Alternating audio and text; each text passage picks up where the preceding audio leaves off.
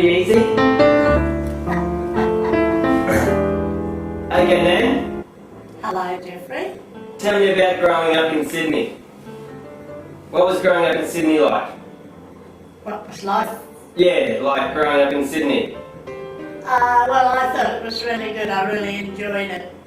You know, there was always plenty to do and had plenty of friends. That's what I find a bit slow here, sort of thing. Yeah, and I lived in me very far from Hurstville, you know, shopping centre. But you didn't grow up there, did you? No, Where did you grow up? I grew up in St Peters. In Auntie Edna's old house. No, not actually that one. It was one on the top of the street where she had a house there, like it was sort of up the top of the street. It was a nice big cottage. And before that one, my father had horses, and this house that we lived in wasn't very far from the main road, sort of thing. And it had probably about 4 stables, and he was really into horses, and he did some what do you call it? Was it the trots? Trots, yeah. Okay, Yeah. Yeah, and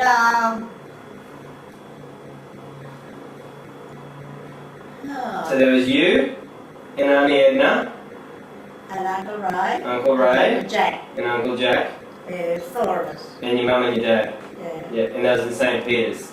Yeah, but I think Mum never talked about much, in those days they never talked much about their life or anything like that, but I think she did lose one son that she had told me about, but it was only like a baby, but that was way back. And then there was only like us 4. So who was the oldest? Edna's the oldest, And then and Jack, Jack? then me, and then my brother Ray. Right, yeah. Yeah, he lives at Manly. Yes, yeah. I met him at Christmas time. The last time I was down there, I've met him before. Oh, yeah. And have you got any stories about growing up with Auntie Edna or things you did when you were kids? What did you do when you were a kid for fun?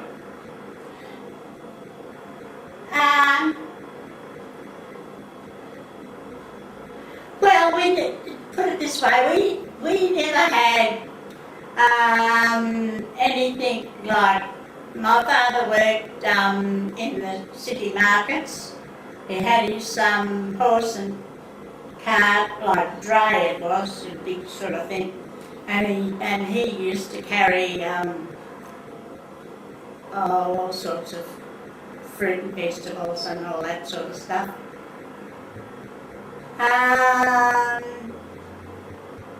And then he was always mad on horses, sort of thing.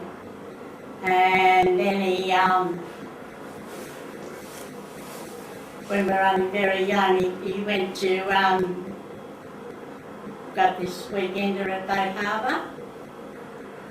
And we used to go out there all school holidays, and we'd go out on Friday night and come back on Sunday night. Because my father had to go to work. And How would you get out there? horse and sulky. Yeah. Or he had a cart, like what they used to carry shell grit on, and all it was just like a square cart, the side about that big. And because we used to sit in the back of that, and it had a high seat, and my father used to drive that, and Mum wouldn't get up on there because when my father used to get on to the beach, it was a low tide and it was very hard. And as soon as he had this horse, and it was the next racehorse, and I don't know its name, but he used to call him Don. And then when he'd sort of get on to the beach, he just used to say to us, and Mum would be sitting in the cart, and she'd be scared out of her wits. And I used to get up on the seat with him because he used to say, "Come on, Phil, get up here with me. I won't lose you." And anyway, we're going around at 40 to the dozen this particular weekend. And I had to look around. I said, "Mum, you all right?" And Mum's nodding. The backboard, like the two sides and the backboard, had come, I don't know how it did, but I think my father went so fast that probably the bolt sort of jumped out. And of course Mum just went, phew. And she was lucky she just landed on the edge of the water. And I said to my father, "Mum's not in the back." And he said, "Don't be bloody silly, she's got to be."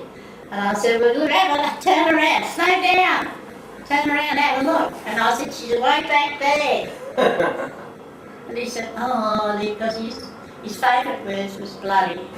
That'd be bloody, like what she'd do. And I said, "She wouldn't do it." I said, "You'd be the one that do it because you were going so fast." So he just turned the horse around and sort of went back, and when he got back there, he just said, "So what the bloody hell are you doing sitting there?" Oh my goodness. So he picked her up, and but she was lucky she didn't get hurt because it was sand. And then we sort of got around to the beach, which only used to, when he'd take us, we'd get around there in about a quarter of an hour, and if you walked it, used to be an hour, used to us, we used to walk it. When we stayed out there on holidays, we used to have to go into Cronulla and get food. And the lady next door, she had a house on, they weren't fantastic houses, but she had one and we had one right up on this top of this hill. And so, like, the kids from there and us, we'd go into Cronulla and sort of do the shopping, and we'd have to bring back bread and whatever, and we had a stick, and we had put the bags on. We had like a sugar bag, and my mother made it so as it wouldn't hit the ground, made it shorter, and we used to have a couple of them, and we'd put the stuff in them, and then we'd have to take it in turns, with all of us. And all the groceries in the sugar bag. Yeah. And then we'd sort of get down, and Mum used to say, make sure you don't get the bread wet. And because that's all we used to worry about. Sort of getting the bread wet, but we were pretty lucky we didn't do it, sort of thing. And then my father used to come back on a Friday night. And that's when we were on school holidays. Yeah, we had 6 weeks out there. And what did you used to do out there? Oh, swimming nearly all the time. Yeah. Fishing. We used to fish around the rocks. Yeah, we had,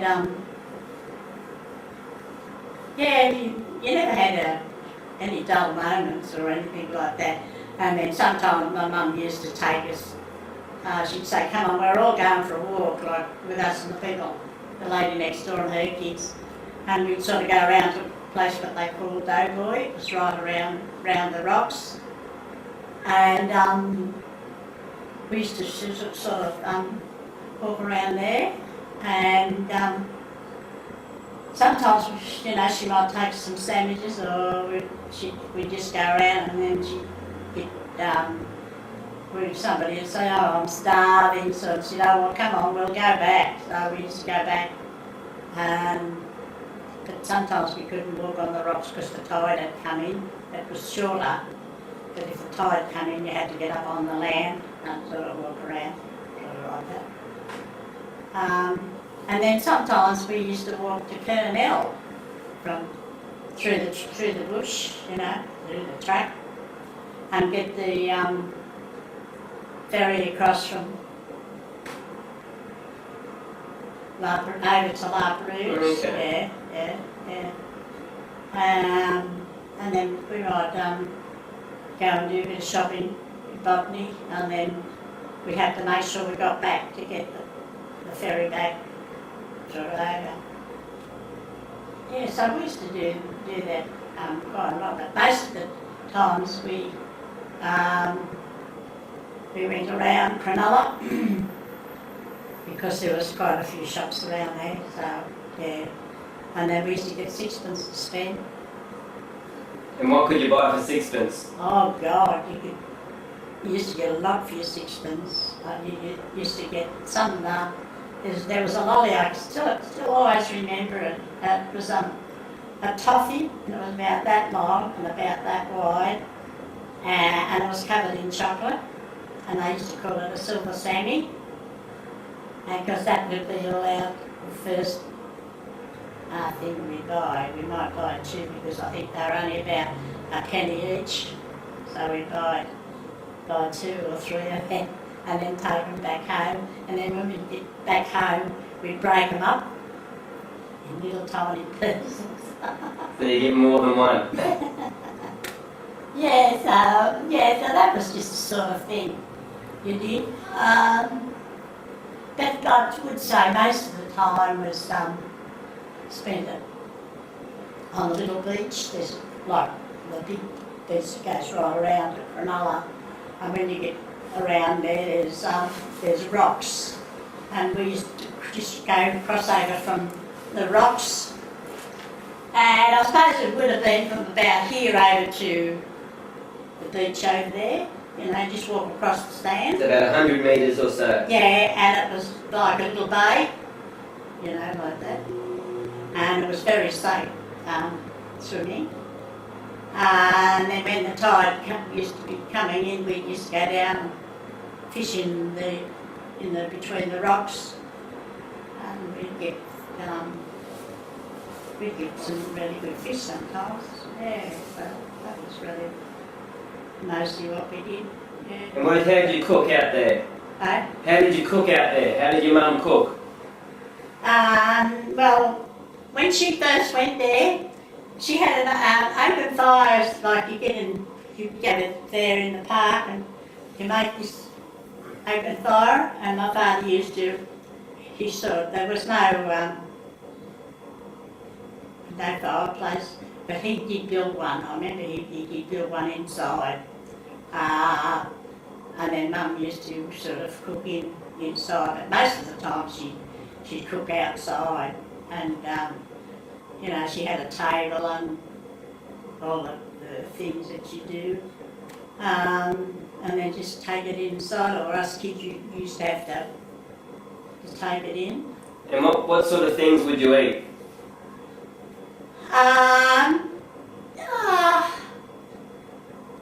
What was your favourite meal?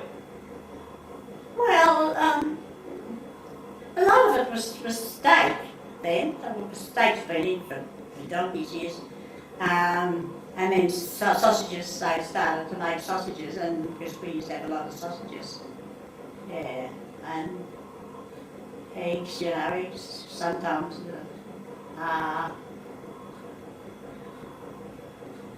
If Mum was a bit, with a bit of money, she'd say, "Oh, send one of us round the shop, you know, go round and get a dozen eggs," and then we would have you could have a boiled egg, or she'd fry it for you, or things like that on mum toast. So that was a luxury for us. Yeah. And how would you keep things cold? An old ice chest, but you had to go into Cronulla and get your ice block, and they'd be about that that size, that length, and they're about that deep. But my father, he used to, when he had a horse and cart, so he mostly did that sort of part. But that was what we had.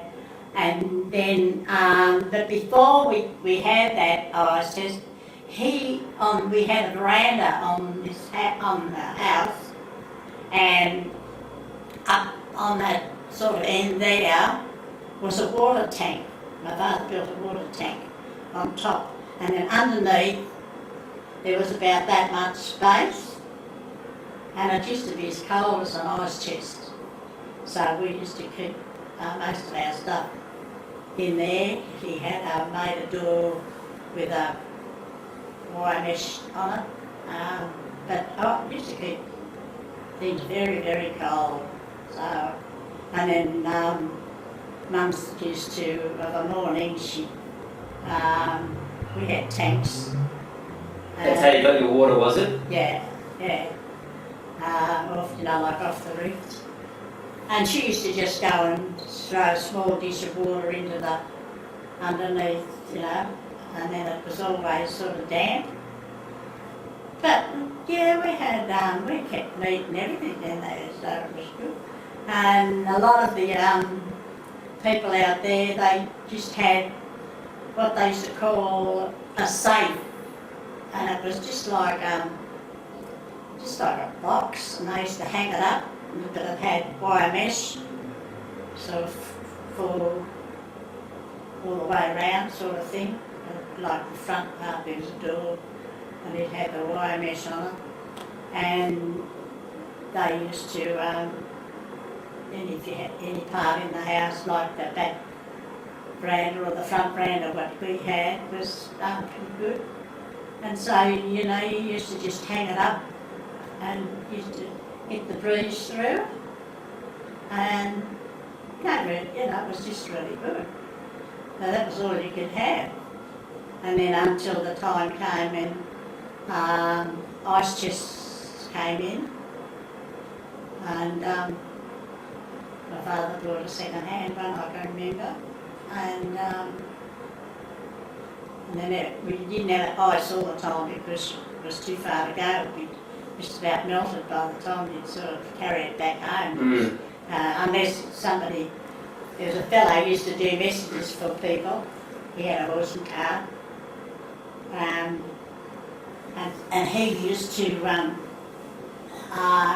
get ice, like you just give him your ice chest, like a little box they were. And he'd get ice for you because he'd only be in there doing a certain amount of shopping, and he'd come straight back. So, that was good when he'd do that. So it made things nice and cool. But this little thing we used to have, it was just fantastic. And that's all that Mum used to do, just throw a small bucket of water in because it used to run away, sort of had a thing to run away, but it was always damp. And you could keep meat on, because Christmas time. I think, can't remember what year that was, but chickens were a luxury. You didn't, not like today, you used to have chicken instead of rump steak. It was just a luxury. For Christmas dinner, that's what you'd have. You'd have a chicken baked. My mum used to bake baby dinner. In the old, she had a round oven, and it had a very thick lid, sort of the thing on the top. And she used to, she was very good, my mother, with building fires, or, in those days she could do anything. And she sort of just go out and build the little fire, and then put this big oven on the top and just keep it. And she'd say to us kids, go and see if there's fire still on there. And we used to have to go out and push a bit of wood in or something like that. Yeah. And so, yeah, we always had a cooked chook for Christmas. So but that was the only time that I can ever remember sort of having them because they were pretty expensive. It's a big treat. Yeah. What about showers and toilets? Well, we had a toilet, and my father, they built the toilet, and they dig a really big hole, and then you wouldn't want to fall down it because before, like when they were sort of building it, my father used to say to us, "Don't go up near the dummy or you fall down and I'm not going to come and get you." But no, it was just sort of a big hole, and then he bought like a top with a lid on it, and he made a box, and it was just like an ordinary toilet. The way he did it was fantastic, and so we sort of had that from here, I suppose, over into the first part of the park, which was sort of just on the hill there. And if you wanted to go to the toilet of the night time, or not very often they did, but you'd always, Mum would say, "Call so-and-so or I'll come with you." So she wouldn't let you go out sort of on your own sort of thing. But yes, it was no problems. What about showers? Didn't worry about them? Well, we had we didn't very often have hot showers. Although the last couple of years after we got there, my father built a shower, and then what Mum used to have to do was to boil the kettle on the fire. And then tip it in a bucket, and then she'd say to whoever was going to have a shower, might be one of us or two of us, she'd say, "Who wants a shower?" And we'd be all saying, "We do!" But we used to be swimming every day, and there was a shower when you come out of the water was like that there, and when you come out up onto the beach and you walked up to go up to where we lived, there was what should we call it? I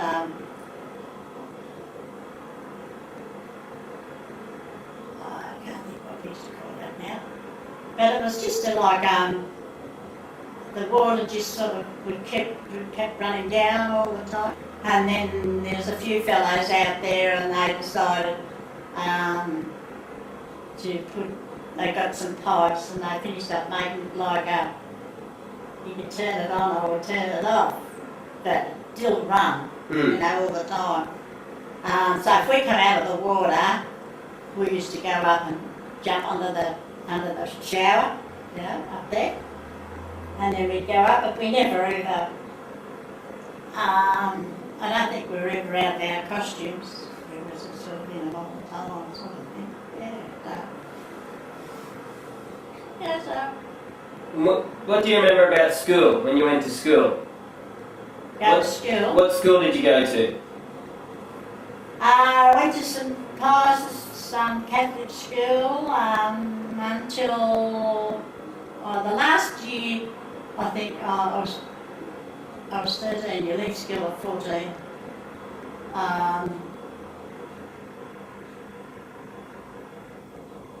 I said to a couple of my friends, they went to the public school, just around the corner.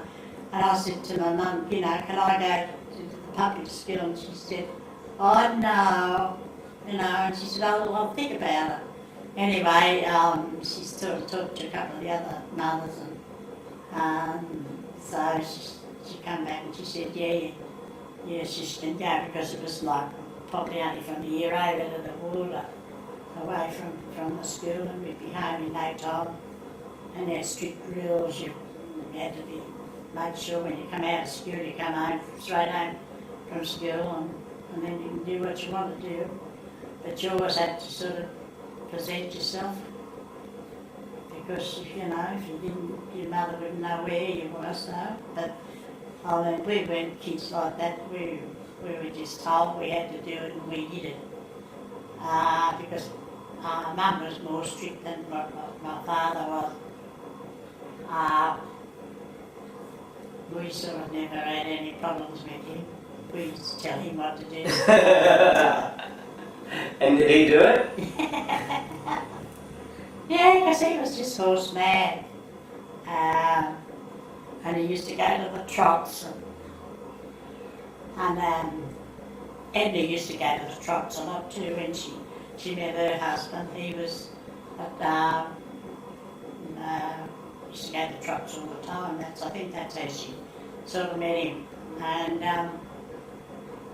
yeah, so it was just one of those. What were your teachers like at school? What were your teachers like? The sisters. Yeah. Very strict? Yeah, we had one, we used to call one cranky one. But, And what did you call her?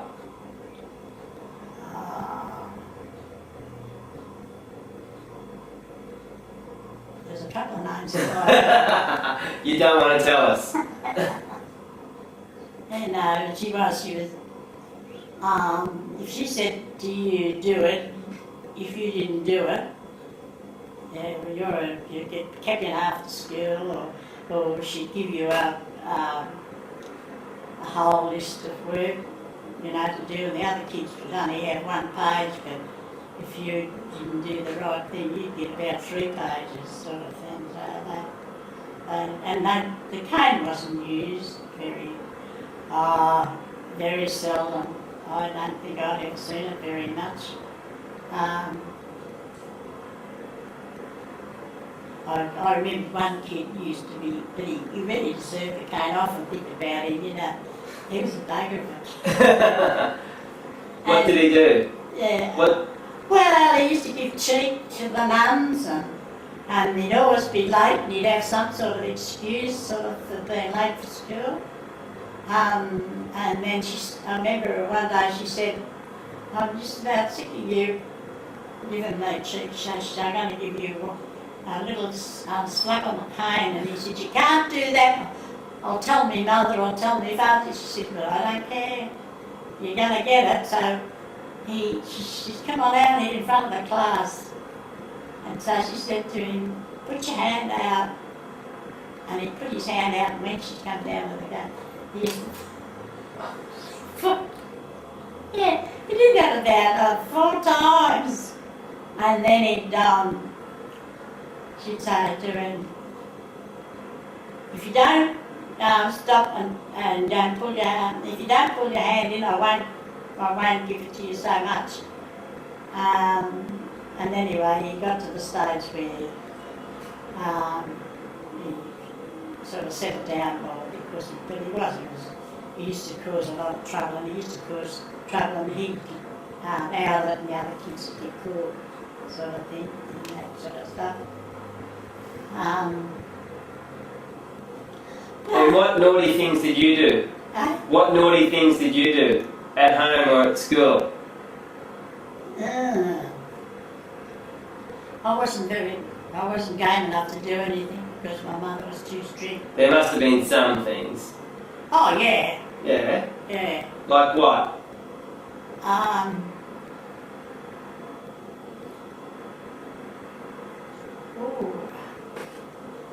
have to think hard.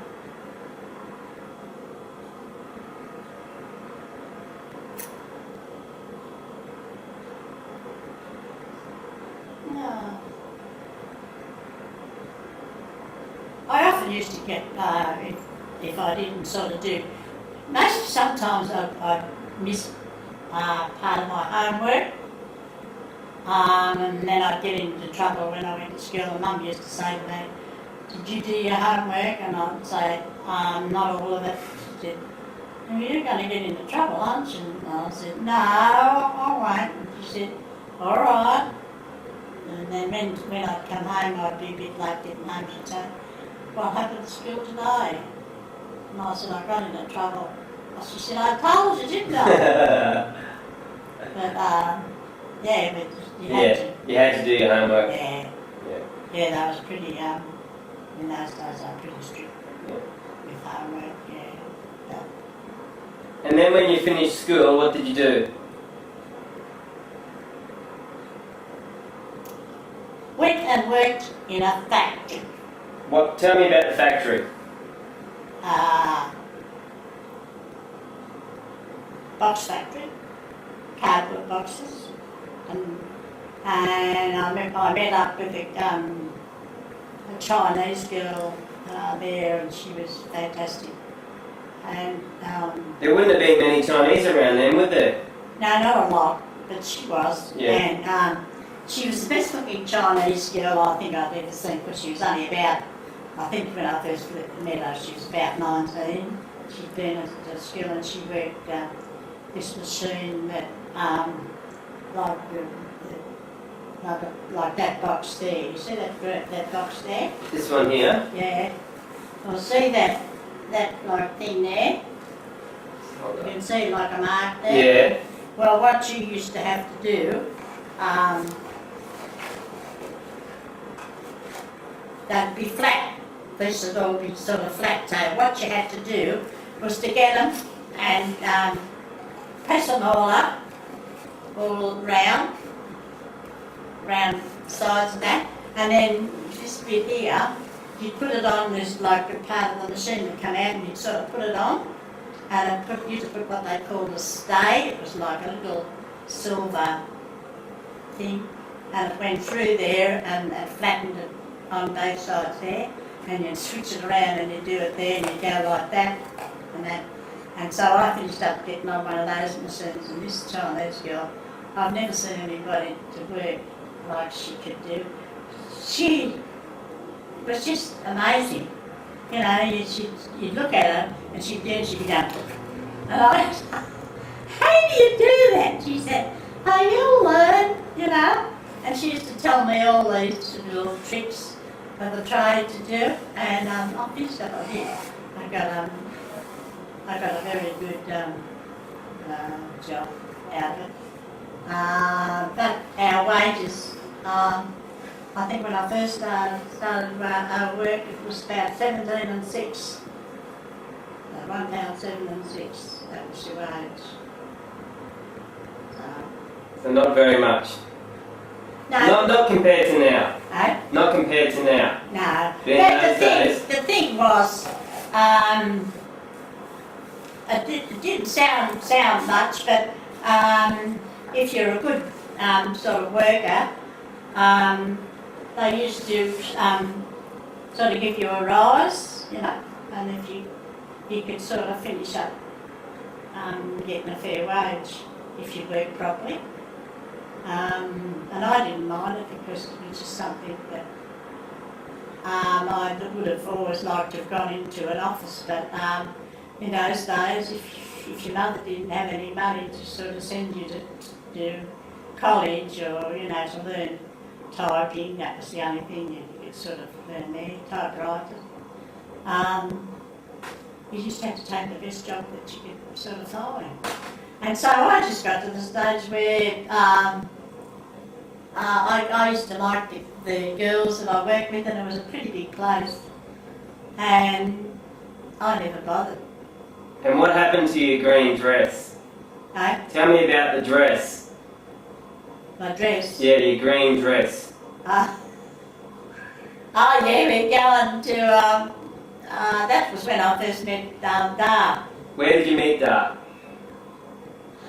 at a dance. Yeah, we used to go dancing all the time. And where did you go dancing? All over the place. Newtown.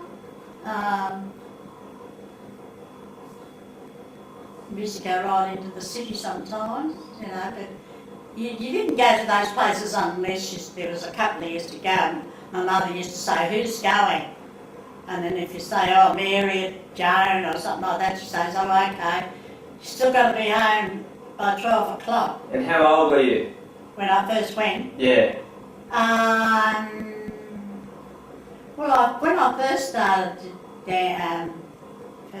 dancing, I was 14. Well, 13 I was, because my mother was in a,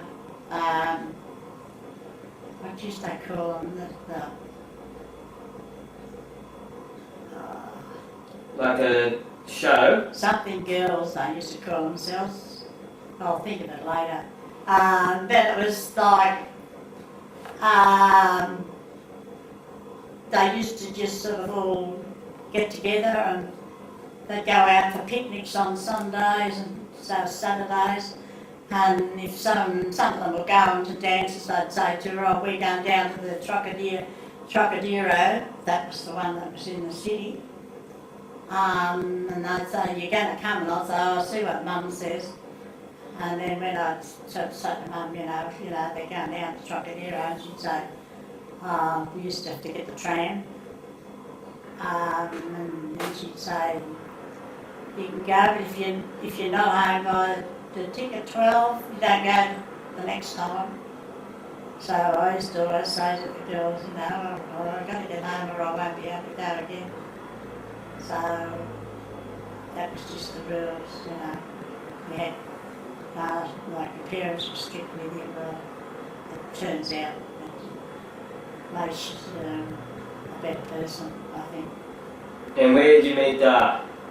At a dance, was it? At one of the dances, in Newtown. Yeah, we went, because I was a pretty good dancer and I used to had no trouble going, getting partners as I used to. And then he came over one night when he was there and one of the girls said, do you want to watch that guy?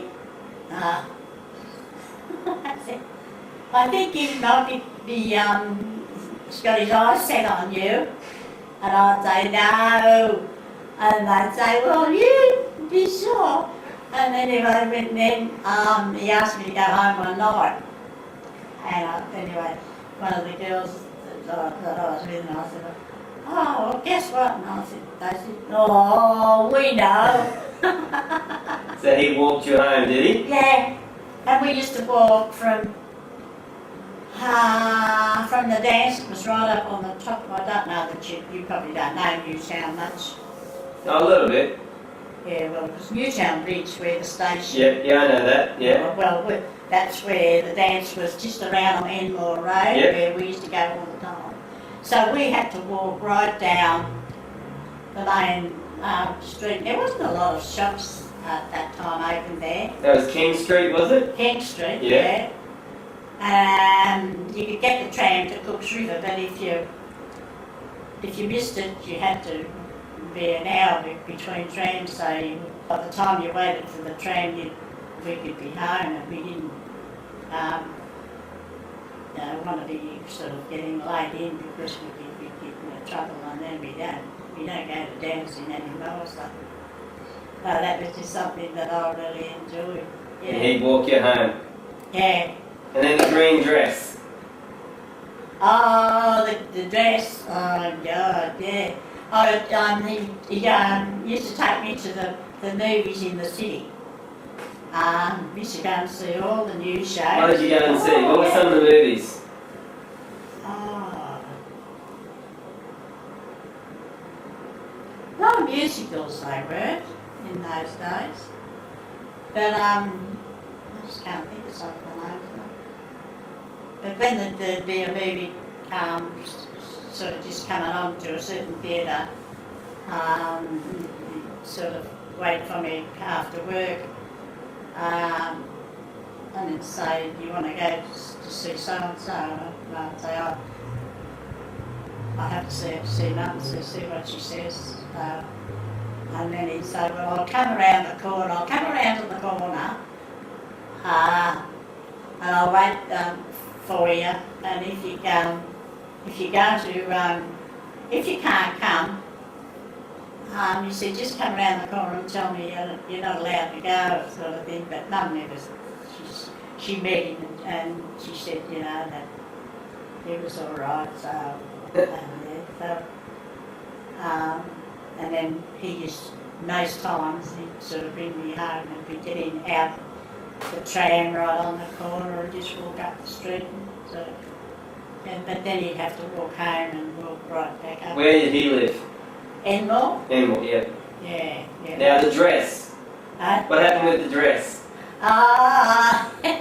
Yes, I was going to into the city to see this movie, and I said to the girls, you know, like especially this friend Nellie, I said to her, I'm going to duck in and change the dress that I'm going to wear out tonight, but I'll stick my overall over the top of it.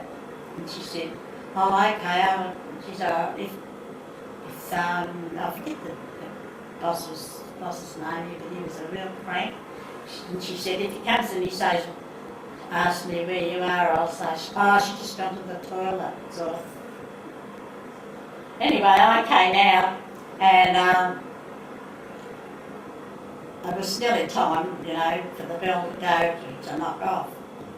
And I went to sit down, and when I went to sit down, the belts were on the machine, and you sort of, well, that was it, if you just, you get caught in it, and it sort of pull you.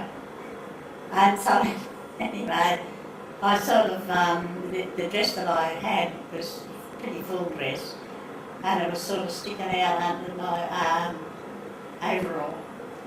And as I went to sort of get in it, caught in the belt.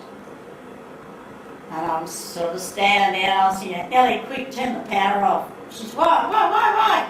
And I said, your dress is caught. And she said, oh, God. And so she ran over and turned the machine off, but my dress had sort of wound around in the wheel, and so the one of the fellows, they used to call them the engineers, they used to fix the machines. And so she ran up and she said, hey, quick, come down, Phil's just got the dress caught in the machine. He said, oh, God, what? How'd you do that? And so when he come down, he sort of just turned the wheel the opposite sort of way, and he sort of got out. And you never seen anything like it. It was black with oil on it, and it sort of had gripped it, sort of. And then there was a full skirt, and then that's what really sort of did it. And so I said, oh, God, I said, I won't be able to go home. What do I do? And she said, oh, well, we'll see if we can get some safety pins. So she went around and, you know, to all the girls and told them what happened, and they all found safety pins, and I must have had, she turned the part that it was really torn, she sort of turned it right in, and then she just put the safety pin under there, and pinned it all up. And it wasn't too bad because that was a full skirt. And so when I sort of got out, and it was that first thing that Dad saw was my dress. He said, hey, what have you done to your dress? And I said, oh, don't talk about it. I said, I got caught in the belt, and he said, oh, God, did you? Yeah. And what colour was it? I think it was a blue dress. A blue dress. Yeah. No, it wasn't green. Eh? It wasn't green. No. No. I never wore green. I No, didn't okay. like green. I was Yeah. superstitious. Green, I wouldn't have anything green. And so, yeah, so I finished up, I went, and then when I got up in the morning to go to work, I brought my dress out, and I just went, have a look at this, Mum, what do you think about this? And she nearly took a fit. She said, what did you do? And I said, I changed the dress. She said, see, you did the wrong thing, didn't you? And she wouldn't say, you know, you didn't. And I said, well, it was nearly time, and I said, Nellie said, duck out and change your dress, put your overall on. And I said, that's what I did. She said, that'll teach you, won't it? Oh, it did, didn't it? Yeah, So that's the story of the dress. eh? That's the story of the dress. Yeah. And so I couldn't bear it anymore, because when I looked at it the next morning, it was just all jagged and it was just covered in oil. And because I was trying to hold it, the more I'd hold it, the more it was sort of pulling the thing in. So I finished up, I had a pretty big patch like that. But it was, because it was a full wrist, you know, they was not be able to pin it all.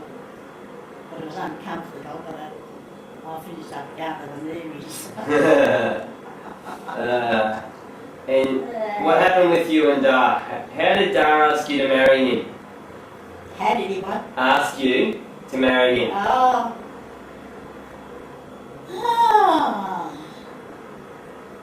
Well, when we became engaged,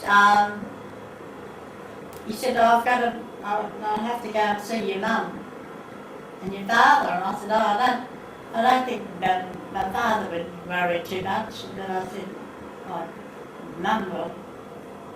She'll have a say, sort of thing, if she thinks. And so he just went to Mum first.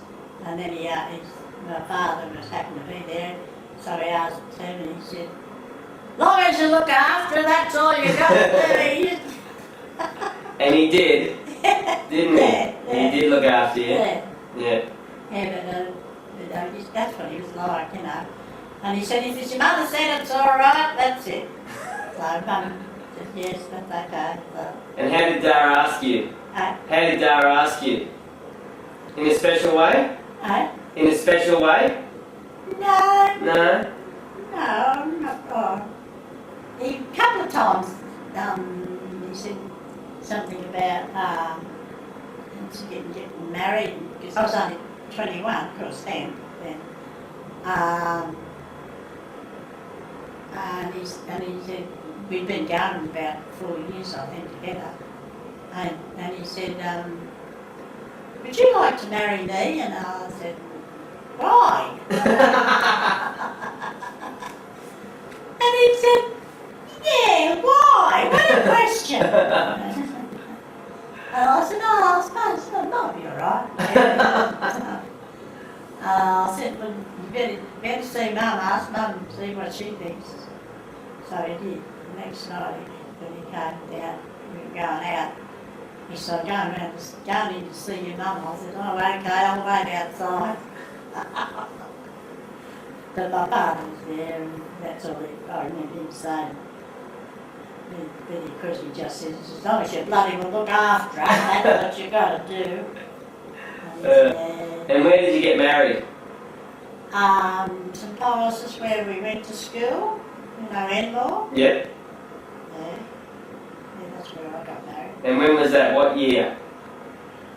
38 I got married. And John was born in 1939. And where were you living then when John was born? I think I'd just moved to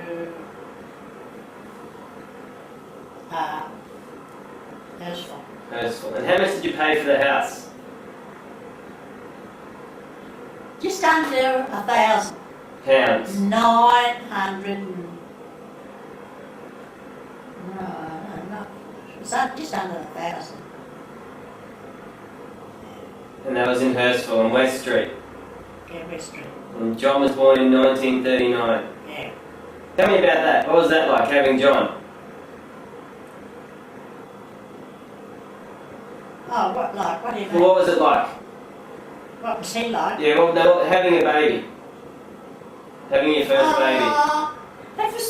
It was so very embarrassing in those days. And I had 2 girlfriends, and we used to go to St Margaret's about every week, like at the finish. And there were 3 of us one day.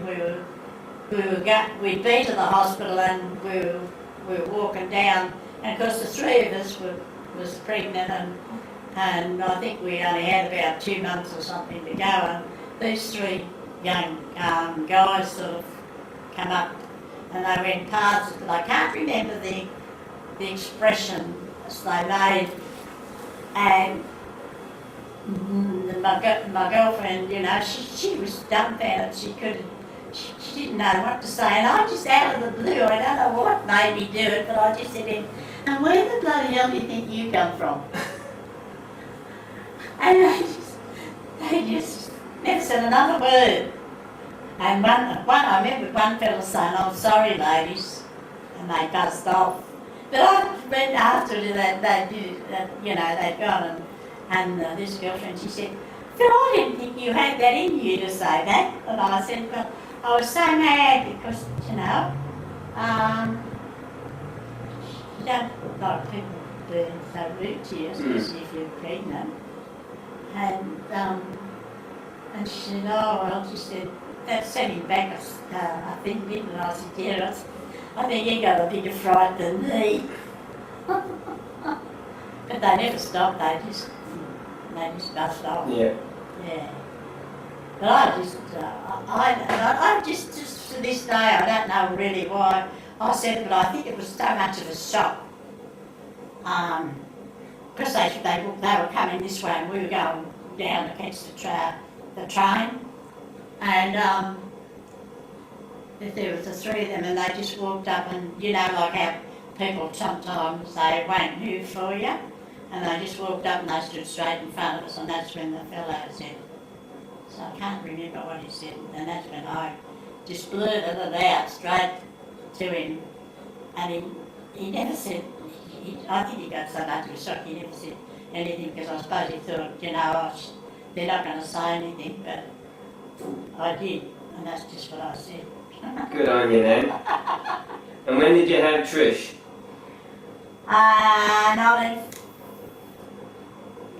1943, I think. Right. So that was 39, wait on. Yeah, 39, John. And she's in 1943. And then Mum? Yes. Lynn? Yeah, she was,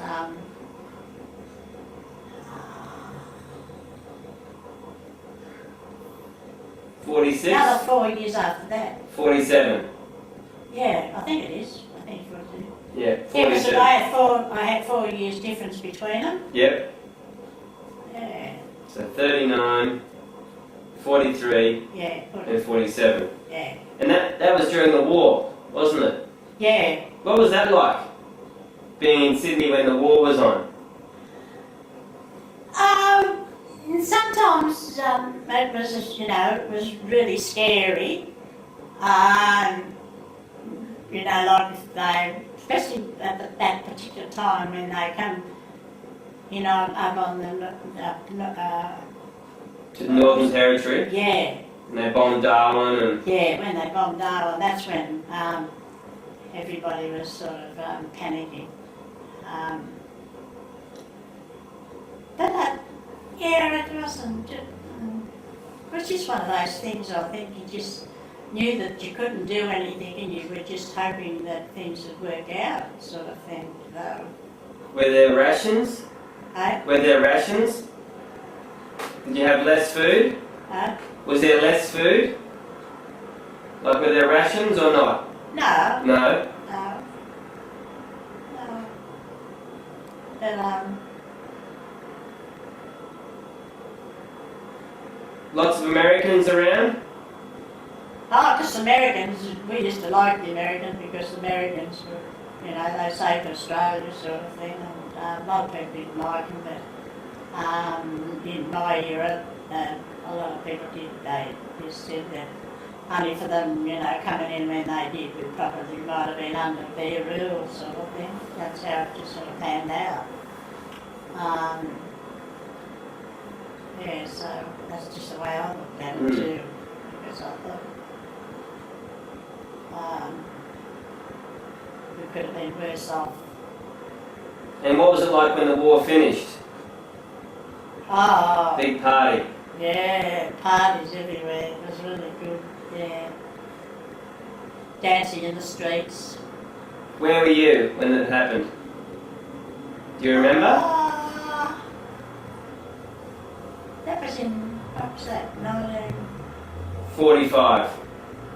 that's when it started, Finished finished. in 1945. Oh, see, I wasn't married then, was I? Yeah, 45. Oh, 45. Oh, yeah. That's right. So you would have been just at home? Yeah. Well, Daddy, he got knocked back because, now what he had something wrong with him.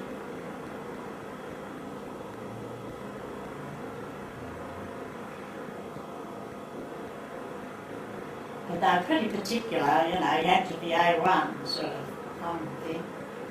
And so we finished up, he got knocked back and then sort of like their firm where he worked for, they were doing a lot of work for the war sort of thing, so he got stuck into that kind of thing, and he sort of did other things that, you know, sort of could help out, sort of thing. But a lot of people used to say to me, how come, you know, he didn't go? I said, well, it's just that it was unfortunate that he just had something, you know, at the time. And Dale was a good boxer too, wasn't he? yeah, quite a few fights. That before I met him, he was Golden gloves? no, Golden gloves?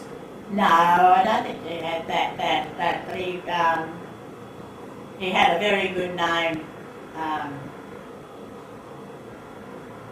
But I went a couple of times to see him fight, but I couldn't sort of go, you know, too often because I used to hate seeing people getting, you know, punched up, and so I didn't bother going.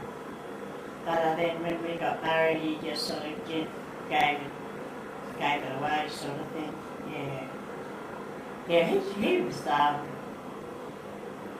was boxing when I first met him. But he was in the fighting game, sort of thing. Because that's what my girlfriend used to say. Oh, fancy having him or something. And I said, yeah, but you know, it's just one of those things. You just find out what the person's like, and that's it. If they don't do anything wrong, or they treat you in the right manner, which Dad did. He was a proper gentleman, you know. But he drank a bit, but that was the only thing Mum used to do. When I decided to get married, she said, you know, you won't stop him from drinking, love. And I said, no, I know, but I might. But you didn't? No. No. But a lot of the young fellows did in those days, they drank. Did he play football? Yeah, And he coached? and he coached, yeah. Who did he coach? RDCYA football, Yeah. yeah. I think he won a competition with South Ursula, I think, one year. Yeah, so that was good.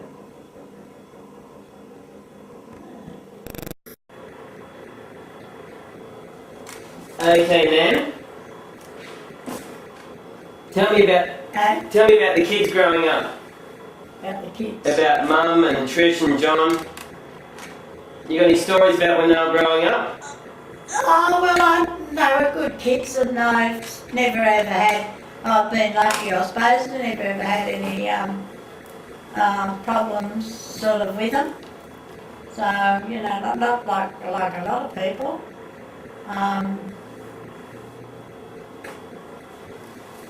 John was, he was really a very thoughtful person, and he'd sort of do anything for you. And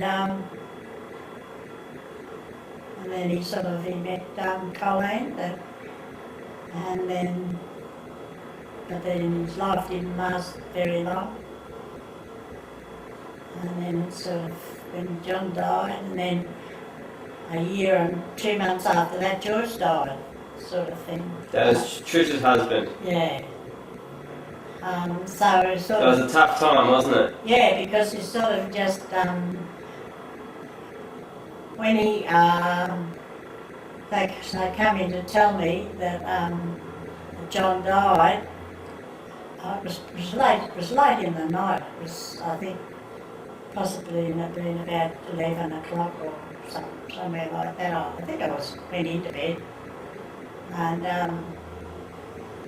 I just couldn't believe it, you know, and then even sort of I just couldn't sleep. I just sort of got up and I just sort of roamed around, and every time I could hear them saying about him, you know, and I thought, oh God, I've got to realise that he's not coming back anymore, sort of thing. And so it was just one of those really sad things that happens. And then, you know, he's sort of only a young fellow, and Colleen was 2 months pregnant, and he didn't even know she was having the baby, sort of thing. So Christiane wasn't even born? No, she was only 2 months pregnant. And he didn't know? No. So, yeah, so he was always hoping, you know, because he used to say to me, he used to talk to me a lot and that.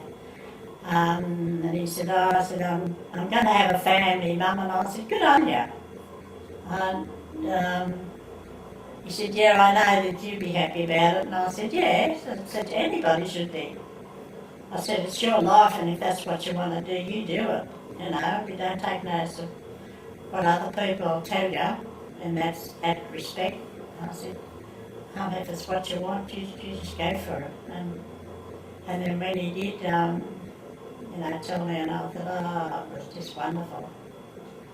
But it just wasn't meant to be. You know, I said to her, you know, it happens to lots of people like that. I said, when it's your own family, I said, it hits you harder, you know, because you realise that what it's all about, sort of thing. And she said, I don't think I'll ever get over it, Mum. I said, you will. Time heals a lot of things, but I said, you'll never forget him. I said, the same as with John. I think every day in my life something pops up, and something to do with John, and it just sort of still there in the back of your mind, sort of thing. Especially when they're good people, if they're horrible or they don't do the right thing, or if they get married and they don't do the right thing, I think you sort of have something to worry about. But John wasn't like that. He was just one of those real honest people. And so the same as with Trish and Lynn, they've always been wonderful. Never had any problems. What about when Da died? On Da's side? No, what about when Da passed away? Oh yeah, that was the biggest shock. Because he went up to, we'd been to Hurstville and did shopping, and we came home, and it was lunchtime, and I said, I'll get some lunch ready now, and he said, I forgot to get, I can't remember now what it was, but something. He said, I forgot to get, he said, I'll just run back and get it. And I said, leave it. No, don't go back now, I'm going to have lunch. And he said, no, I want to go and do it. I said, oh, all right. And so, that was it.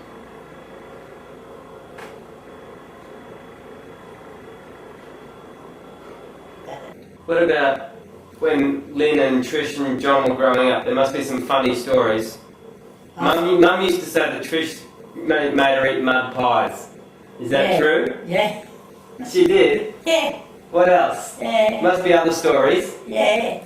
Oh, yeah, they are always sort of, and they'd get dressed up, and because when I lived in Hurstville, you come out of my bedroom, And then there was that space, you know, you go out the door there, and it was like a stage because lots of times when we used to go out and we'd only be going to a turnout just in the area sort of thing, and we wouldn't be late. And there was two other couples as well, sort of thing. And because their kids used to come, and they'd all these kids stay in my house, and they used to have concerts and all this sort of stuff, you know. And sometimes I'd get home and there'd be things all over the place, and the next morning I'd say to them, well, what in the heck are you kids been doing? And they said, oh, we just had a concert, no? And I said, well, you didn't clean up very well, did you? And they said, oh, we were too tired. I said, oh, well, make sure next time you have a concert, you make sure you clean it up. Don't for me to come in and see, you know. But it was good because we sort of had good neighbours too. And I used to say to them, you know, I'm going out with a couple of friends, and their kids are all coming, you know, like there was about 4 other kids, I think, at night. And they said, oh, we'll keep our eye on them, sort of thing. So I just said to them when I was ready to go, you know, if you need anything, just sing out to next door, they'll come in. And I said, we won't need them, we'll be all right. I said, okay, I trust you all. And I said, good on you, Mum. And that was it. And they used to listen to the radio? Eh? Used to all sit around the radio and listen? Yeah. Just like the radio or the radio programs? Yeah. Yeah, what was the main thing then? Oh. Yeah, there's a couple of good serials on the radio. And what about, did you have parties at your house? Yeah. You used to have big parties at your house? Yeah, they used to have football parties, you know, CYO football. And we used to have them out in the back, down the yard. No, we've had some really terrific parties like that. They used to call the people, the young fellows and that, and they'd say, when are you having your next party, Mrs. Boyle? I'd say, you've got to get over this one first. And I'd say, oh no, we always have a good time. I said, yeah, they're nice, a lot of fellows and girls, you know, so yeah, I didn't mind. I mean, just used to have finger food sort of thing, you know. Yeah, so that was just really good. What else when Mum and Trish were growing up? What else happened? When they were growing up? Yeah. Oh, They get into mischief? Oh, Trish was, they used to always say, Trish was, and she used to always say herself, I'm going to be the lady of the family. You know what she used to say? And then goes in and say, oh yeah, that'll be right, she will be lovely. But yeah, that's what she used to just say.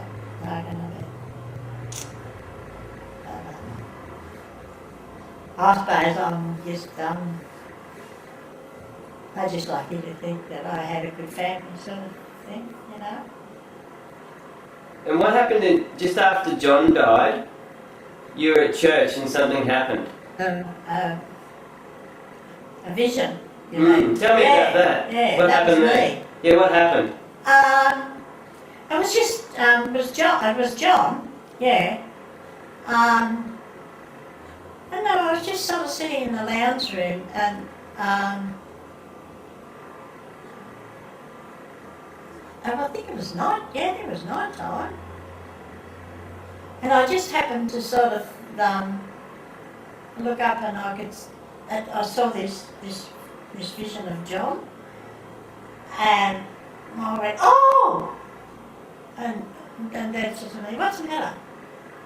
And I said, you won't believe me, but I said, I just saw John. And he said, oh, come on. I said, yes, I did. And I said, it was right there.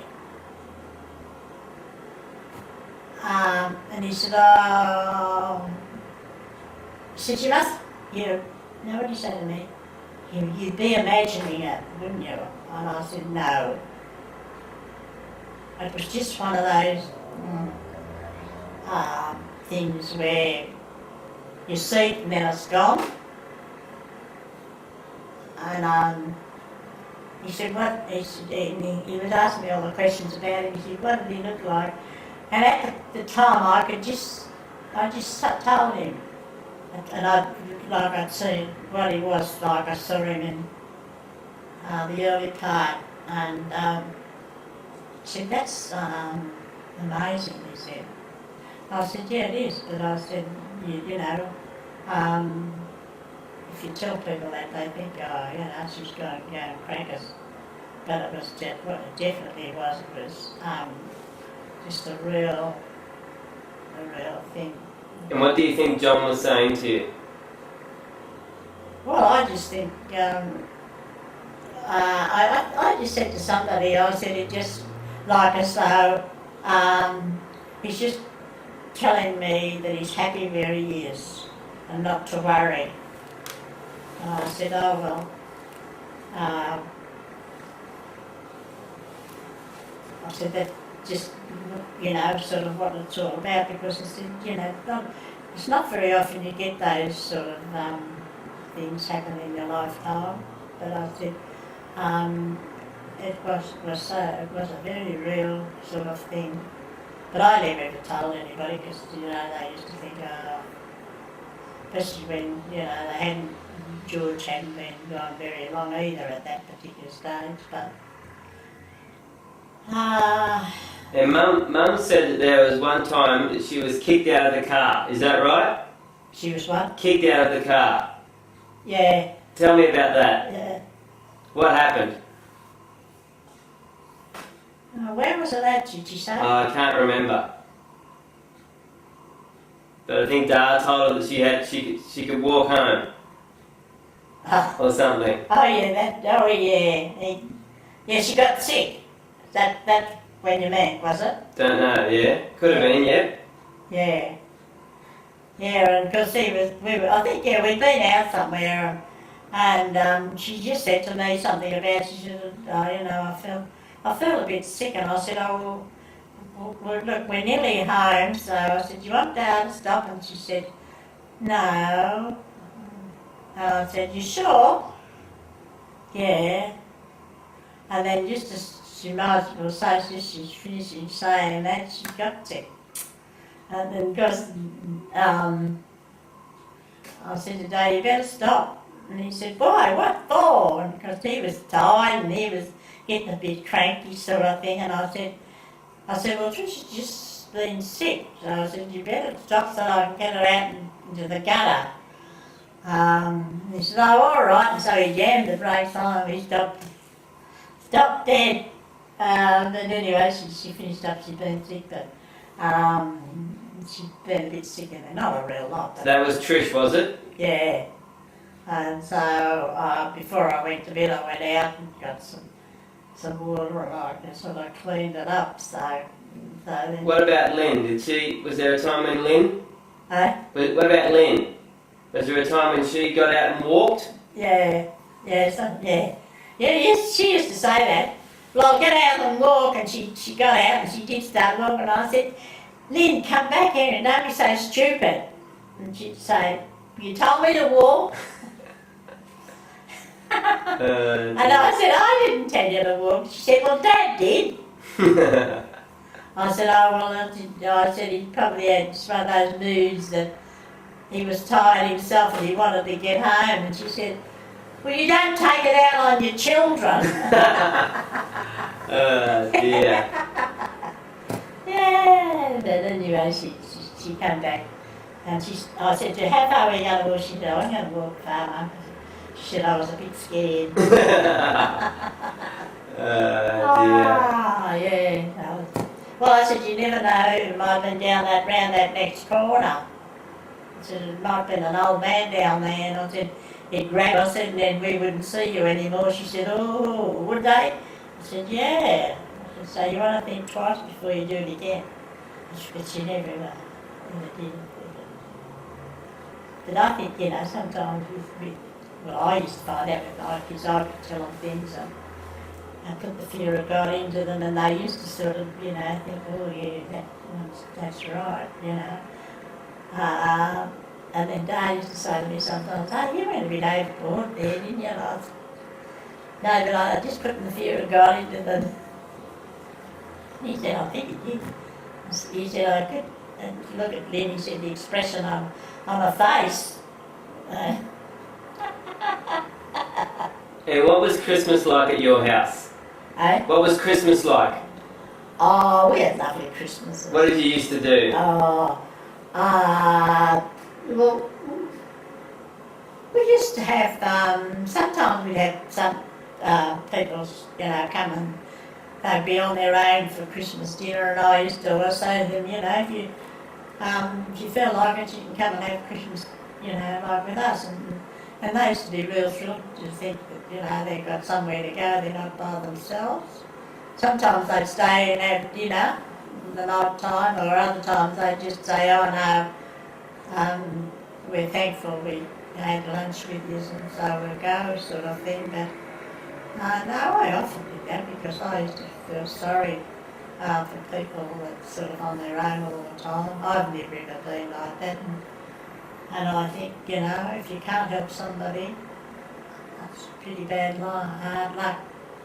So I think if I can sort of help somebody or do somebody a good turn, I won't do a bad one. I've always been like that. So I don't. Nothing sit here and I look at my photo up there on the house, and I can see myself walking from through the house into my bedroom and back out onto the veranda and back down on the back veranda. That's right. Yeah. Yeah, so I think, that it's a really nice house. The more I see of it, the more I think to myself, 48 West Street, Hurstville, it was nice. The funny thing, I wrote to Michael yesterday, and I've got on at 48 West Street, and Lynn walked in and she said, Mum, you got 48 West Street. And I said, that's right. I said, that's where Michael lives. And she said, really? And I said, yeah. Because I said, I remember him saying, when he moved down there, he said, hey, guess what, man? And I said, no, what? And he said, I'm 48 West Street. And I said, you're joking? He said, no, I'm not. So, that's what I was doing. And I wrote this, I don't know what it was, I did something yesterday, I didn't, and I posted it, and that's when Lynn saw it, she said, you've got the wrong address. And I said, no, the right address is 48, yeah. What did you used to have for Christmas lunch? After? For lunch, what did you have for lunch? Oh, God, don't ask what we didn't have. Yeah, we always had baked chicken, and always a leg of pork, and I always bought a ham. We used to always have a ham, and so we'd have pork and the chickens, and then for dinner we used to have the ham, and sort of the ham on Boxing Day, so it was always plenty to sort of to eat. If you didn't want a salad, you can make yourself a ham sandwich, so it was really good. But every year I bought a ham, full ham. And did you go to midnight mass? Yes, never missed. Never miss it? No. And all the family would go? Yeah. All the kids and Da? Yeah. Did you do I used to go a real lot. He did for a long time there, then all of a sudden he sort of gave it away, and I said to him, why don't you go to mass now? And he said, I don't know. And I said, oh, well, forget about it. So I said, I won't say anything about it, so I never, but then he came back again then. But it was just one of those things, I suppose. People do these things sometimes, don't they? Yeah. Yeah. And what used to happen Christmas morning? Oh, the kids used to have me up at 5 o'clock.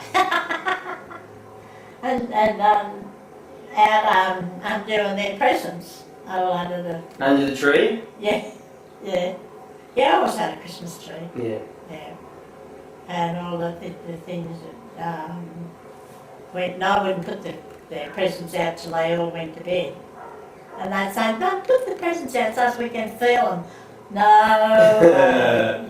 I said, "Wait, if you don't go to bed and go to sleep, I won't put them out." And they said, "Well, what are you going to do with them? Save them up for next year." They wouldn't have liked that. No. No. And so they'd sort of be up and then they'd be sitting there and their eyes would be, a couple of matches up to keep them awake. And I used to say to them, "I think you better go to bed because Father Christmas will be here and if you're all in the room, he won't come in." And they said, "Yes, he will." I said, "No, he won't." I said, "He's not going to come in and give you presents." I said, "It's Christmas time, that's surprise, you're going to get surprises." And they said, "Oh, yeah." I said, "Well, right, you better get going." And so they'd all up and go. But I'd always make sure I'd go in and see if they were all asleep. Yeah. And then I'd just turn the light off and then I'd come out and just put all the things under the tree, yeah. But then they used to, one Christmas there, I think, I don't know who it was, it was 3 o'clock in the morning and it was pitch black and they woke up and they said to me, "Hey Mum, Santa Claus has been." I said, "I beg your pardon?" And they said, "Santa Claus." I said, "Don't you dare touch those things." I said, "If he knows it." And they said, "Why?" And I said, "Do you know what time it is?" And I said, "It's nearly time to get up." And I said, "No, it's not." I said, "It's 3 o'clock." I said, "I've only just gone to bed." And they said, "Well, what have you been doing?" And I said, just getting everything ready for tomorrow so I won't have to do anything in the morning. I can sit down and relax and somebody might give me an nice present so I can open my present and look at it." Yeah. And did the kids ever fight? They thought, Did Trish and Lynn or Trish and John fight? just, no, not good. I wouldn't class it as fights. No, I wouldn't. When I was younger, "Go on, look at me there." Look at that one, look. And this one here. Show it up to the camera. We'll show it to the camera. Hold that up.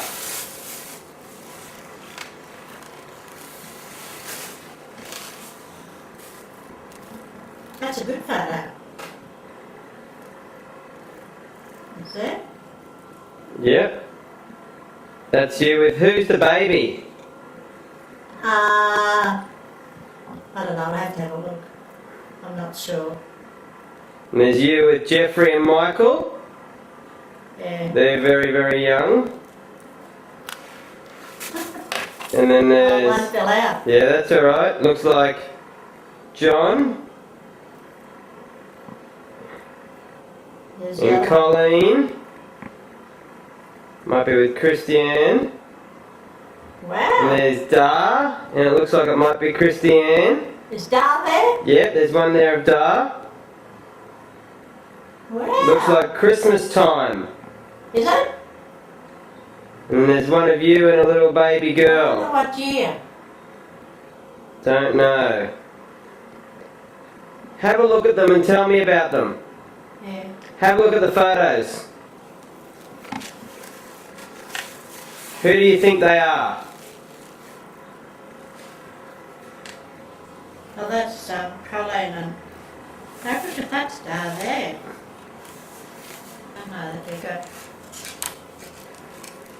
That's where I've always made a mistake with my films. When I've had them, I've never written on the back to say what they are. Hello. Oh, that's John there, yeah. Who's with John? Huh? Who's that with John? Well, that's this baby. That's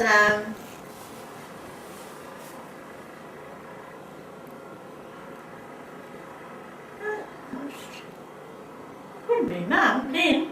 No. It's not Christiane, is it? No, I don't think it'd be Christiane. It doesn't tell you. Unless it's something. No, these are my wedding photos. Hold those up too. Now, that's his Mum's wedding photos. Hold them up.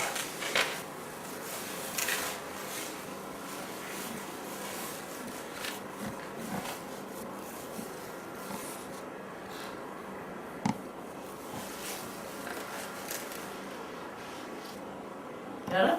Yep.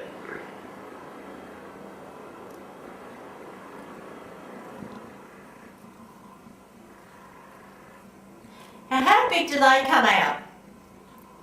Very big. I can make them very big. All right. What was Mum's wedding like? Mum's wedding Yeah, what was it like? was lovely. When I give one, I give the others. Yeah.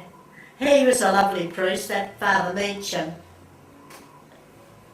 Yeah. Yeah, he was nice. And that's John's wedding. Yeah. Yeah.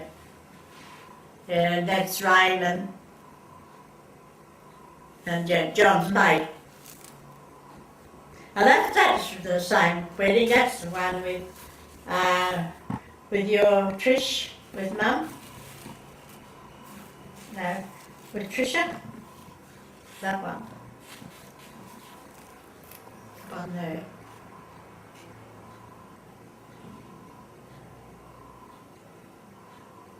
And this other one here is Nana Derry. Oh yeah, that's probably. So you've had... That's I used to wear glasses then. Did you notice that? Yes. I don't wear glasses. You don't need them anymore. No. No. I couldn't believe that, you know. Because I wore glasses. Oh, I wore glasses for years. And then I just had, they said I had cataracts, but they weren't bad. One was a bit worse than the other. And they said that they'd sort of take them off. I said, oh, that'll be all right then. I said, might make my eyesight better, and they said, yes, it will. But I didn't really think that it would have made that much difference. But yeah, it did. See, that's Jeffrey and Michael there. Yeah. So how many grandkids have you got? 7. 7. I haven't got any more since, have I? No, that's it. You got some great grandkids. So you've got Jeffrey and Michael and Adam and Christiane and Jeffrey John and Sarah and Joanna. Yeah. Yeah. And then you've got great grandkids now. And I've got Adam. Yeah, we said Adam. What do you remember about... Have you got any stories about the grandkids? Oh, right, that's... What naughty things did the grandkids do? Ah. I remember we used to go to Sydney for Christmas. It used to always be exciting. And you make a slip and slide for us down the backyard. Yeah. Do you remember that? Yeah. And what did Da used to say? I used to go quick because I used to put it on the grass, didn't I? Yeah. Yeah. And we'd that's always right. get in trouble. Huh? We'd get in trouble because we'd wreck the grass. Yeah. And what did you do? Remember we never had any cricket balls? Eh? You used to make balls for us. Remember? Yeah. How did you make those? What was it? You used to make balls so we could play cricket. You remember? Paper balls. Yeah. Yeah. You'd roll Yeah, up because paper. I used to do that. I used to wet so much of the paper and start rolling it, and it gives it a bit, you know, like so she could sort of balance it. And then I used to roll the dry around it and then water wet that a little bit. And then it sort of used to really dry really hard, yeah. Yeah, because Dave used to say to me, "What are you doing?" And I said, "Making cricket balls," and he said, "What?" Oh, yeah. And I said, "Yeah, that's what I've been sort of doing." So, yeah. And we'd go up for walks up to the station. And we'd go up to the station to go shopping. Yeah. And you know, and there used to be. Yes, so well, I lived down in West Street for 50, I think it was 52 years. A lot of memories in that house. Eh? A lot of memories in the Oh house. yeah. I had some lovely memories, some sad ones, but What are some of the things you remember?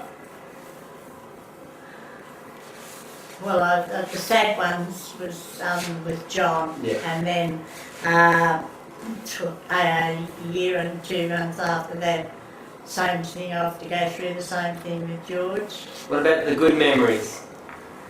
Oh well, the good memories was that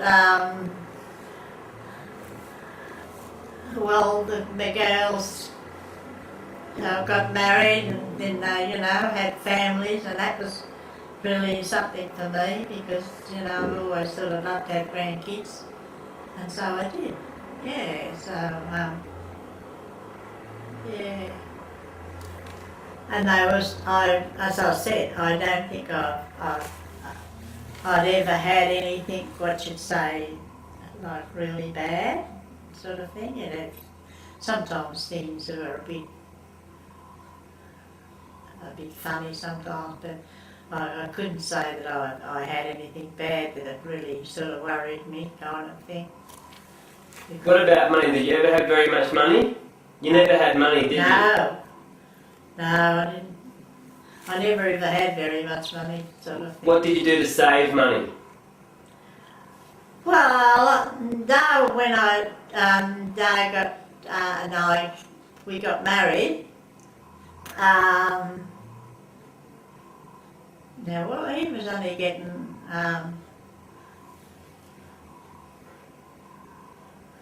some measly amount. Now I can't think how much it was, but it was.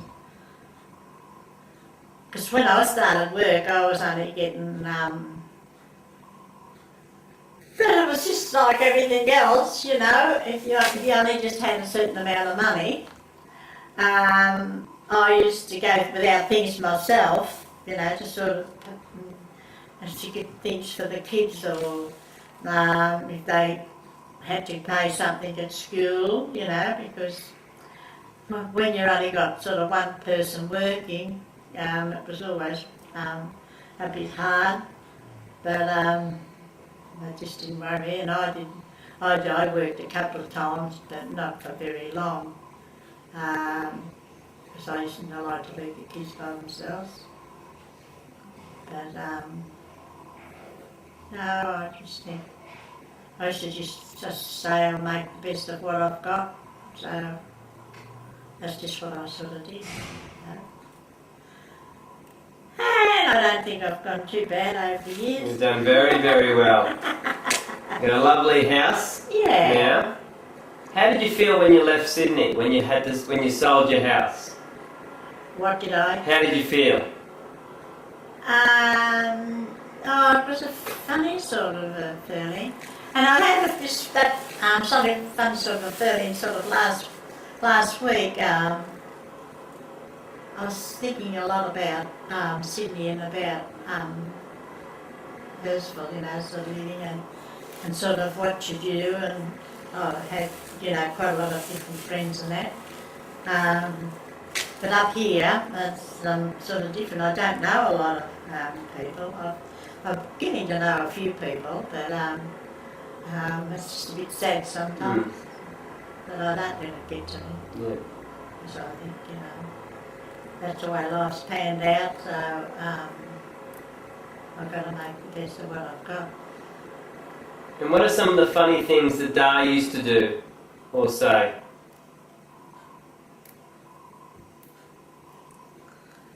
I remember he used to always tell us stories about the Indians. The Indians, oh God, he was the best Indian storyteller I know, and the kids used to, they don't know, I don't know who it was, and they used to say, no, how about telling us, it was a Jew, how about telling us a story about the Indians, and then he'd start, and he'd sort of go and make it up as he went and sort of along, and it was finished up, it was, if you'd have wrote it down, it'd be the damn good storybook. Yeah, no, he could really make up a story, that's for sure. Yeah, because sometimes, you know, the kids would say to me, Mum, is that true what Dad said? And I said, yeah, that's true. And I said, I don't think it could be. And I said, oh, well, he said it is. So I said, if your father said it is, that's it, follow him. What else? Yeah. Da must have done lots of other funny things. Yeah, and when he'd get too many drinks in him, he'd do some funny things. Then I'd get cranky because I used to say to him, you drink too much, and he'd say, no, I don't think so. And I'd say, well, I do think so, and so does other people. And he said, Phil, you don't worry about other people. And I said, oh, well, I do. I worry about other people. And then that's what he used to say to me. And then he'd talk about, you know, the kids, what they were doing or what they'd been saying. And then he'd start to have a bit of a giggle. And then one night we were sitting on the lounge, and I don't know, can't remember what the story was there, but it was a funny episode. And Dad was sitting there and I was sort of sitting here. And I don't know whether it was one of the kids, and they said something, and I started to laugh. And Dad said, what are you laughing at? And I said, that's the funniest thing I think I've heard for a long time. And so anyway, he said, what was that? And I told him, and then as soon as I told him, he started to laugh. And then when he started to laugh, it made me laugh more. And we're both sitting there and we're really killing ourselves laughing. I had pains in the stomach for laughing. And I think it was Trish, and she came in and she said, no, what's the matter with you? And I said, oh, Dad just told me a funny story. And she said, oh, tell me. And I said, no, I can't tell you that story. And she said, well, it must be really funny, because she said, I've never seen you laugh so much. And it must have been, you know, it was just really something, and the tears were just sort of rolling down my face, and I said, just can't get me hanky, lovely. And she said, Mum, she said, tell me the funny story. No, I can't even remember the story, but it must have been something that I shouldn't be telling her, sort of thing. And so anyway, it was John, he came in and he said, what's going on in here? And I said, oh, Dad just told me a funny story. He said, well, let's in on it. But I said, no, I can't tell you. And then they say, oh, come on. He said, killing yourselves laughing, because he was sitting there and I was sitting there and the lounge was just rocking. Then, and then he just leant over and he touched me and he said, for God's sake, Phil, shut up! and then that sort of made me all the worse, but I said to him, it's better to be laughing than crying. And he said, yeah, that's for sure. But he said, I've never laughed so much in all my life. He said, like I've done tonight. I said, well, it must have tickled your fancy. Yeah, no. But anyway, that's the way life is, I suppose. It is. Yeah. What about your kids? You're very proud of your kids, aren't you? Trish and Lynn, you're very proud of them, aren't you? You're very proud of Trish and Lynn. Yeah. They've done lots, haven't they? Yeah. What do you, like what? Hey? Like what are some of the things they've done that you're proud of? But Dad was proud of. Or you? Oh, well, there's lots of things I'm proud of with my kids, things that they've done, or come home from school and told me that they'd done so and so, and they were top of the class and all that. And I used to say, well, that's really good, I'm very happy for you. And they say, we knew you would be, Mum. and then they say to me, can you give us something because we're being good? And I said, no, you don't get things like that. I said, just out of the blue. I said, I might think of something, and I said, and I'll give you some surprise. And they said, oh, that'll be good. We'd be watching for the surprise. And then every now and again they'd say, hey, Mum, we haven't got our surprise yet.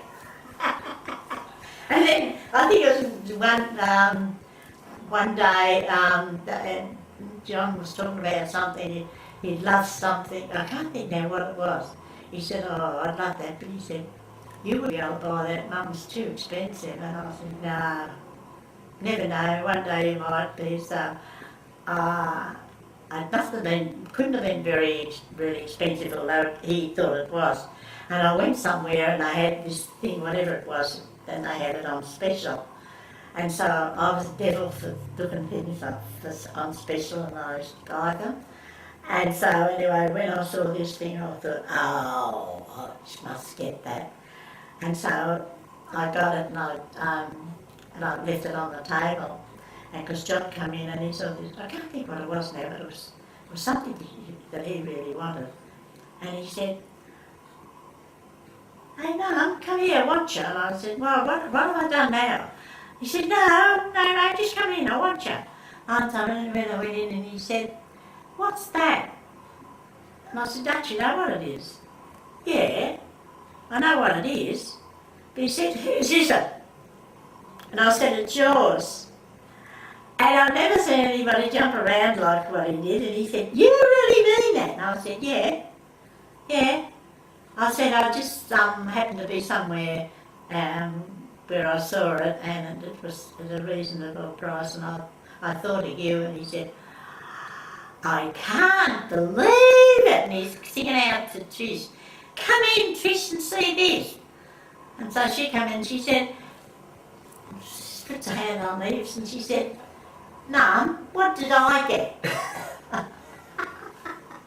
And I said, your turn hasn't come yet, love. And she said, oh, that's not fair. I said, yes, it is. You don't say it's not fair.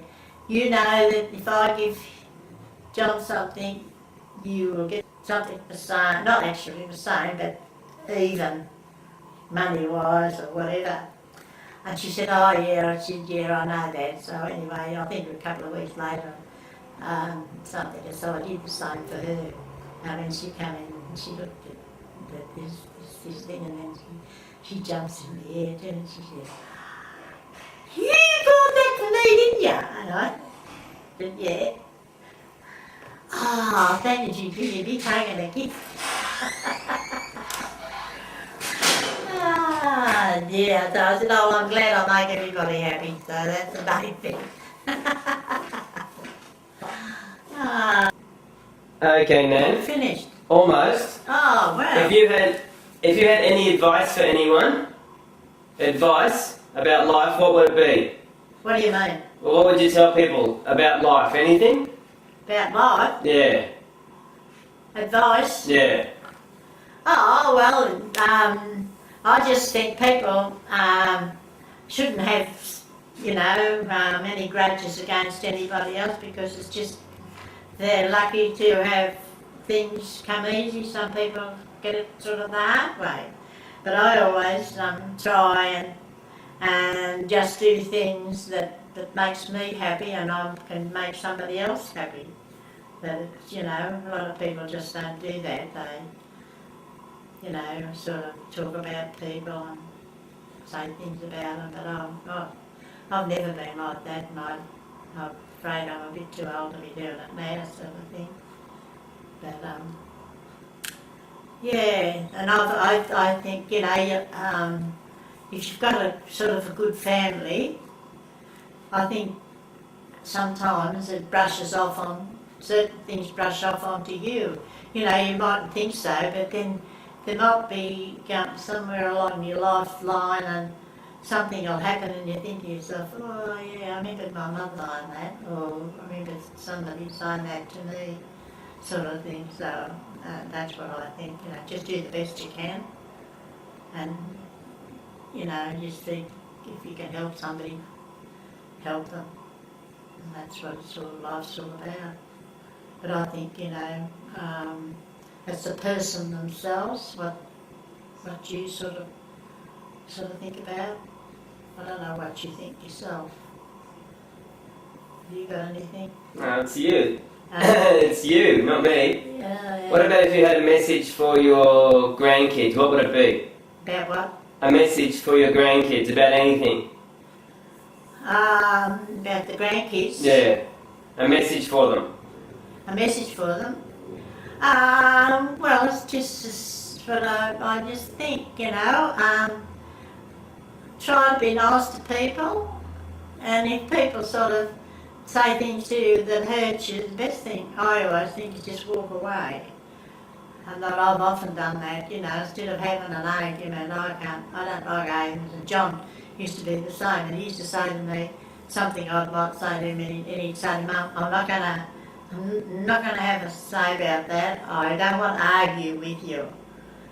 And I said, but that's just natural, just have your say. And then he'd say, well, I thought so and so. I said, well, that's okay. I said, just because you think it doesn't mean to say I've got to think it. But if you think it's right, and you're going to help somebody, or you're going to find something that you're going to do quite easy, go for it. So that's all that amounts to, I think, yeah. You've got... You've done very well, Nan. You've done very well. Have I? You've talked for almost 2 hours. Oh, no. You've done a very good job, so well done. Oh, that's You good. did a very good job. Yeah. Oh, I'm glad. Yeah, so you can... I'll make it into a movie for you to have a look at. Oh, wow. And you can watch it on TV. Mm. I might even send it to all the grandkids and give a copy to Trish and a copy to Mum. Oh, What do you think? yeah, Give everyone a copy. yeah, What do you think? Yeah? yeah. I'll have a copy. Copy, and I'll give it to all the grandkids. Yeah, yeah, Michael and Jeffrey and Adam and yeah, Sarah and Joe. yeah. That'd be good. Yeah, I will. Ah, You've wow. done very, very well. Oh, very good. Yeah, I did. Yeah, it was really nice. Yes, I like being with you. You're good company. Yeah, But it was a good. You like talking about your life. nice time. Yeah. You like talking about. Yeah. Yeah. You're a very good talker. Well, sort of, not very often you get people, you get people that are asked to do things like that. Well, I've never been asked to do anything like that before anyway, so, I think it's just sort of, if you look back on it later on in life, you'll be thinking to yourself, oh, That's what she said. I was there when she said it. Yeah, that's good. Yeah. But if I can't help somebody, I won't do my bad too. So that's what it's all about to me. So that's good.